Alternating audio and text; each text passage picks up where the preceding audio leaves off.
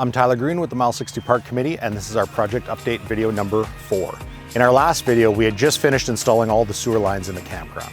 Since then, new trenches had to be opened up to begin our electrical work. Lines were run for 20 new electrical pedestals in the campground. We also had to run a line back to our shower building, as the hydro service that is currently there is fed by an overhead wire that we want to remove. When running our sewer lines, we had gorgeous weather. We weren't quite as lucky with the weather when we opened up the trenches for the electrical work. We almost immediately got rain and even a snowstorm, but it was hardly enough to slow down our dedicated team. With this upgrade project, Manitoba Hydro is taking the opportunity to upgrade the poles in front of the arena. Our new hydro service in the park is fed from these hydro poles. You may have seen our road closed signs in the arena parking lot. The wet weather was a challenge with this trench, and we want to make sure it dries properly before doing the final finish work and removing the barriers. With the new trenches open for the electrical work, we continued to run water lines to all the electrical sites, and we have completed that process. Henry and Larry designed and built water posts in each campsite to complete the water lines.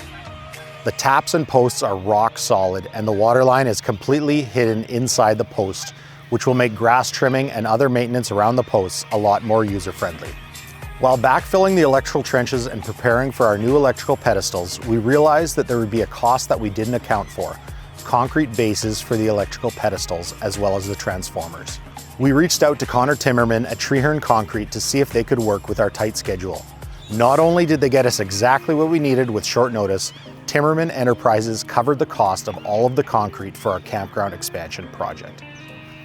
This past Sunday was our annual clean up the park and open it for the season day.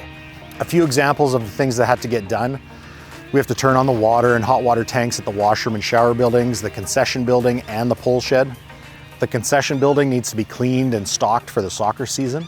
The washrooms have to be cleaned at both the shower building and the pole shed. The soccer nets have to be brought out onto the soccer fields. The soccer lines have to be marked and painted.